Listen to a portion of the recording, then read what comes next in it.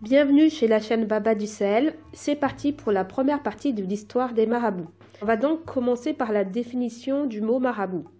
Marabout vient du mot arabe mourabid, qui dans l'arabe dialectal se prononce mrabout. Ça va donner en espagnol morabito et en français marabout.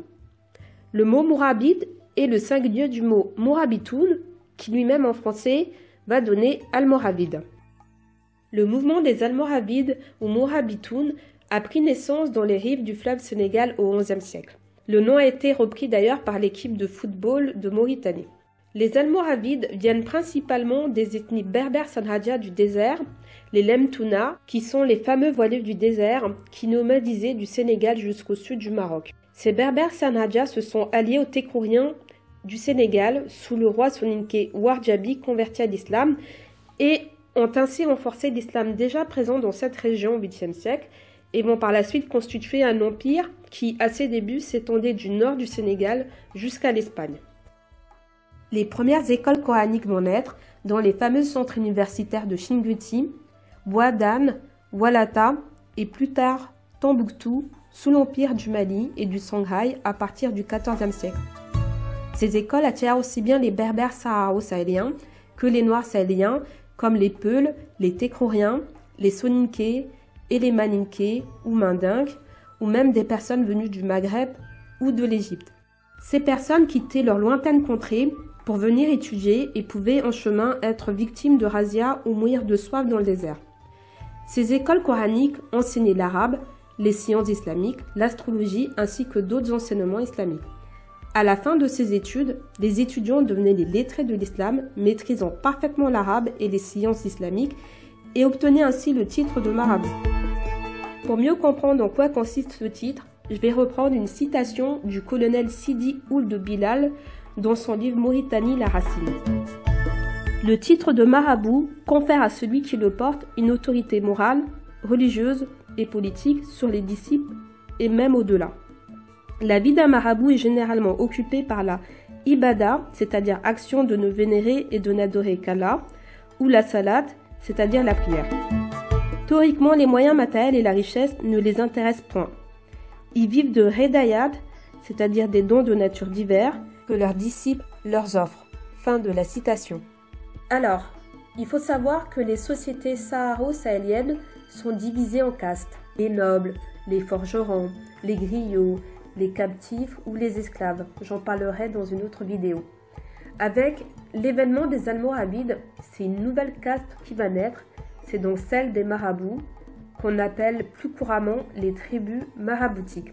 Chez les Maures du Sahara occidental et de Mauritanie, les marabouts sont appelés Zaouïa ou Tolba. Chez les Touaregs, ils sont appelés Islemen. Chez les Soninké, Mouadib ou Moudi. Chez les Maninké ou Mandingues, Mori. Chez les Peuls ou Alpoulard, Tcherno. Chez les Wolofs, Séril. Certains de ces marabouts prétendent être des shérifs ou des chorfas, c'est-à-dire descendent de la lignée du prophète Mohammed. À l'origine, tout le monde pouvait devenir marabout, peu importe sa caste sociale. Beaucoup d'esclaves sont devenus marabouts d'ailleurs.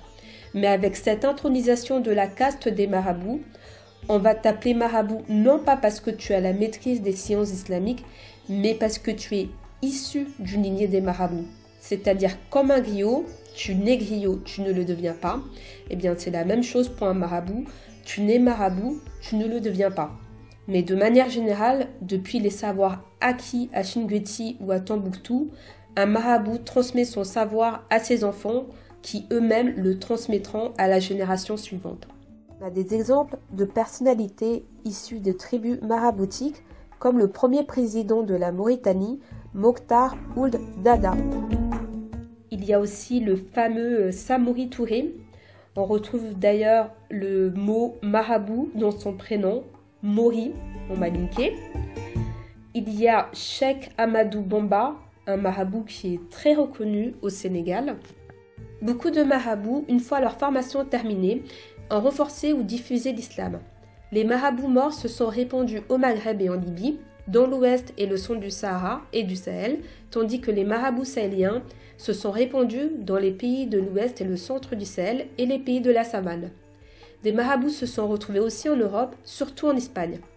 D'ailleurs, certaines personnes portent le nom de famille Marabout, qui se dit Morabito en espagnol. À la fin de la Reconquista, beaucoup de marabouts ont été chassés et se sont retrouvés au Maghreb, notamment en Kabylie. Je vais prendre pour exemple la vie d'un marabout en Kabylie, tiré du livre La Kabylie et les coutumes kabyles de 1893. L'imam est un marabout chargé du service du culte. On lui donne souvent le nom de marabout du village. Il fait l'office de moudenne, récite les prières obligatoires de chaque jour et préside à toutes les cérémonies religieuses, soit dans l'intérieur de la mosquée, soit à l'occasion des naissances, des mariages et des enterrements. Il donne oralement l'instruction religieuse aux jeunes kabyles et lorsque dans le village le nombre des enfants de marabouts est suffisant, il tient pour eux dans la mosquée une école où il enseigne les éléments de la lecture et de l'écriture et les initie aux premières notions de l'étude du Coran. Cet exemple de vie de marabout en Kabylie est similaire à la vie d'un marabout aussi bien au Maghreb, dans le Sahara, dans le Sahel ou dans la savane. Lors de la constitution de l'Empire mandingue ou du Mali au XIIIe siècle, l'empereur Soundiata Keïta a déclaré dans sa fameuse charte des droits de l'homme 5 clans de marabouts soninké comme étant gardiens de la foi musulmane de l'Empire. On les appelle couramment Mondé Mori ou Moriba. D'ailleurs, jusqu'à aujourd'hui, lors de salutations ou de célébrations familiales, on fait toujours référence à cette lignée maraboutique. Voilà. On est arrivé à la fin de la première partie de l'histoire des marabouts. On a pu voir comment sont nés les marabouts, qu'est-ce que ça veut dire. Dans la seconde partie, on parlera de la période coloniale et l'arrivée des marabouts, surtout les marabouts noirs sahéliens en France. Je vais vous parler rapidement des sources, c'est très important. J'ai fait en sorte de prendre des livres et des travaux d'historiens et de chercheurs aux origines diverses. Je vais commencer par le livre Mauritanie, la racine, par le colonel Sidi Ould Bilal. C'est un livre qu'on retrouve facilement sur internet en version PDF. Il faut savoir que ce colonel, il a été démis de ses fonctions pour avoir écrit ce livre. C'est un livre où on en apprend beaucoup sur l'histoire de la Mauritanie et des différents peuples qui y vivent. Il faut savoir que ce colonel est un raratine, c'est-à-dire un descendant d'esclaves. Et on sait que l'esclavage existe toujours en Mauritanie, et pas qu'en Mauritanie d'ailleurs. Donc il est vraiment très intéressant de lire ce livre. Ensuite, Soundiata ou l'épopée mandingue de Djibril Tamsianian. Donc ça, c'est un livre très simple à lire que je recommande à tout le monde. Il fait 150 pages, vraiment très très facile à lire. Il y a aussi le livre La Mauritanie de Muriel Devé. Il y a le livre La Kabylie et les coutumes kabyles de Aristide Le Tourneux et Adolphe Hanoto. Il y a le Sahara occidental, cours international de justice, mémoire, plaidoirie et documents qu'on retrouve facilement sur internet. Il y a Histoire inattendue du Maroc de l'historienne Mouna Hachim. Donc c'est un livre aussi qui est très intéressant. On en apprend beaucoup sur l'histoire du Maroc et du Maghreb de manière générale. Et enfin, Les nomades du Sahara de Maximilien Daubert.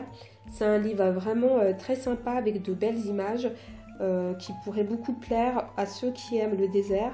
On en apprend beaucoup sur les peuples du Sahara et du Sahel et aussi à quel point ils sont liés. C'est fini pour les sources. Je vous dis à très bientôt pour la seconde partie de l'histoire des marabouts.